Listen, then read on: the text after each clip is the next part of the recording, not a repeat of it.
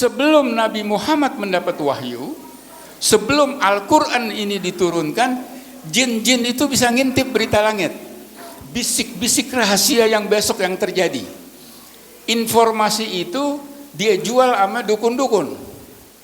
Ya, zaman dulu nih sebelum baginda Rasul diutus menjadi Rasul, ya, nggak tahu bayarnya pakai apa, dagang majin kita nggak tahu, apa pakai dolar, apa pakai apa begitu ya, wallahu alam deh bayarnya bagaimana.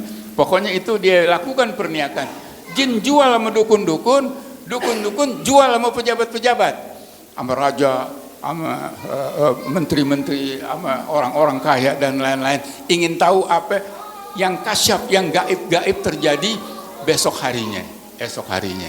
Jadi itu terjadi sebelum zaman wahyu itu yang pertama turun. Jadi kalau ada seorang ngaku sekarang itu kasyaf, dia ngerti ini, boleh jadi kalau dia orang soleh, Allah bukakan itu, ada dikasih ilham. Tapi kalau orangnya nggak soleh, dia udah nggak bisa beli lagi dari jin. Ya. Kalau jin bilang nih, aneh dapat berita nih, bakalan begini, bakalan begini, bakalan begini, beritanya pasti bohong, karena dia udah nggak bisa ngintip lagi. Ya. Di surat jin itu akhirnya raja jin, bos-bosnya jin itu ngumpul. Dia rapat, nggak tahu di mana rapatnya, yang pasti bukan di Indonesia deh, ya. Barangkali di Baghdad atau di mana begitu, walau alam deh tuh. Dia rapat, jin-jin yang junior disuruh keliling dunia. Ente cari apa sebabnya kita nggak bisa baca lagi berita langit? Tolong ente cari. Oh dia gentayangan deh, ke sono ke sini, ke sono ke sini. Mungkin dia mampir juga ke sini ke Pejaten Barat. Walau alam deh begitu. Akhirnya ketemu, dikisahkan di dalam surat jin di juz 29. Ya, dulu saya waktu di pesantren paling susah ngapalin surat jin tuh. Nggak tahu, mungkin godaannya barangkali banyak ya. Surat yang lain gampang diapalin, begitu surat jin ya ayat 1 sampai 5 ingat, ayat 6 lupa. 6 ingat, 12 lupa. Terus begitu ya. Nah, di dalam Al-Qur'an dikatakan auzubillahi minasyaitonirrajim, bismillahirrahmanirrahim. Ya.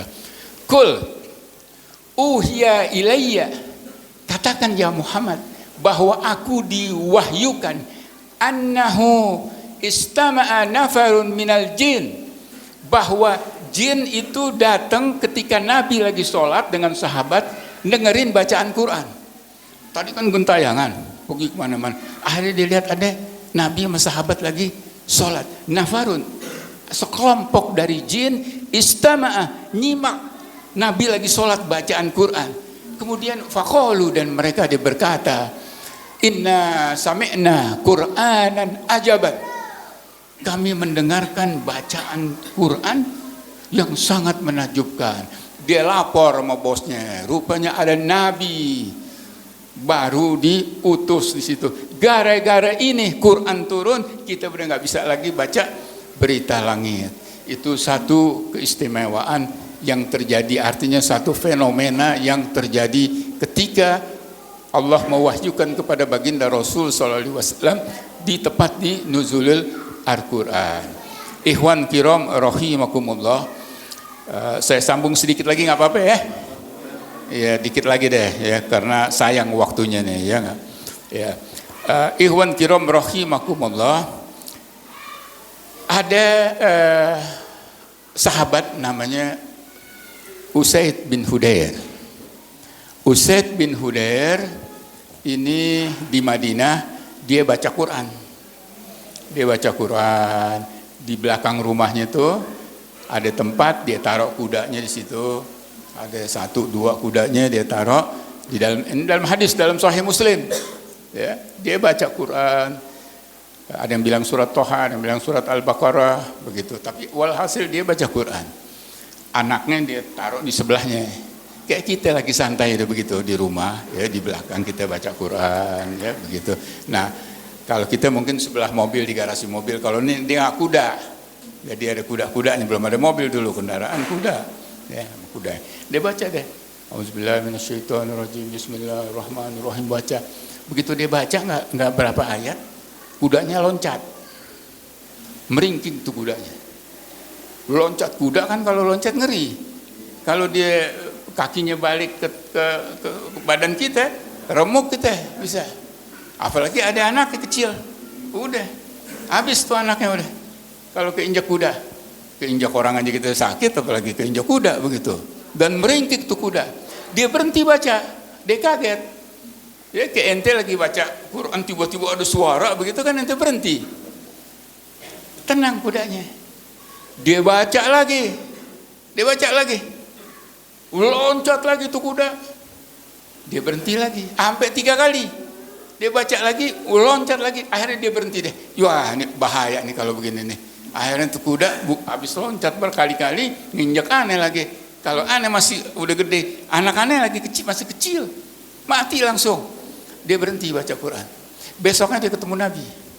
Dia ceritain apa yang terjadi semalam. Kata Nabi, waktu ente baca Quran, itu kuda ente kaget. Karena malaikat datang turun bergerumun dengerin ente baca. Waktu turun malaikat dengerin dia baca Quran, itu kuda kaget.